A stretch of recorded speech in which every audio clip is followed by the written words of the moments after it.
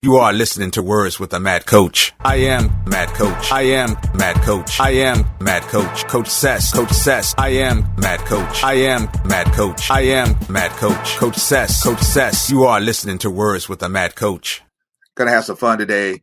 Talk about something that can apply to you if you run a business, if you're trying to build your personal brand to become a more recognized name in the fight game.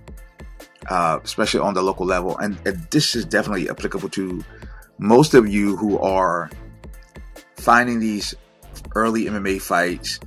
You have that inspiration, you have that drive, you have that goal to be in the UFC someday or to be in some big promotion. You want to be a part of something bigger than yourself.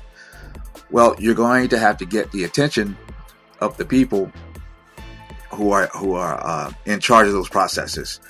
And I was recently talking about a former student trainee that trained at the gym who is all over Instagram. He's growing and he's just traveling the world, getting into a lot of jiu-jitsu competitions. He's documenting his experience. He's talking about, the funny point is, he's talking about how he's the longest living blue belt. He's going to all these competitions and he's winning. And truthfully, when I watch his movement and I look at his technique, I'm like, yeah, he's definitely not a blue belt. But he is a Ronin. He's not attached to any one particular gym, any one particular school, but he's just having a lot of fun with it. And fun is a root word to fundamentals. He's got the fundamental idea. And that is a lot of people take in a lot of information. More information, more information, more information. But the other side of that is work. And that's something that he's mastered. That's what he's got done well. He's actually putting in the work. And, the biggest issue or hang up that I will have about people trying to grow something is they get stuck on what that growth thing is. They think that the process for getting better at something, let's take weightlifting. Getting stronger is different than getting better at fighting. When you talk about the specifics, yes, you don't have to hit the bag when you're weightlifting, right? And nor do you have to bench press to be a good fighter. But at the same time, the process of hitting the bag is all about resistance. Okay, that's all it's about. It's about resistance. And the benefit of pressing weight is that resistance will help you build strength.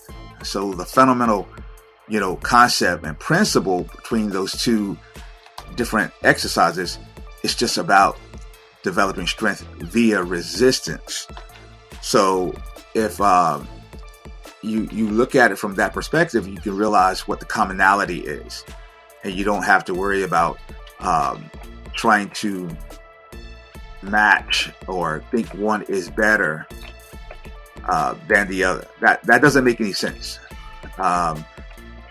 If you want to improve something, all you really have to do is understand how other people have improved their particular format, genre, business. There's usually some guiding principles that can apply to all things, and they're there for your benefit. So that's what we're talking about, is how do we 10x our situation and figure out, how do we move beyond where we are right now? Because that's usually the biggest issue. How do I get past where I am now? It seems like I've hit a plateau. Seems like I can't get started. It seems like I'm limited.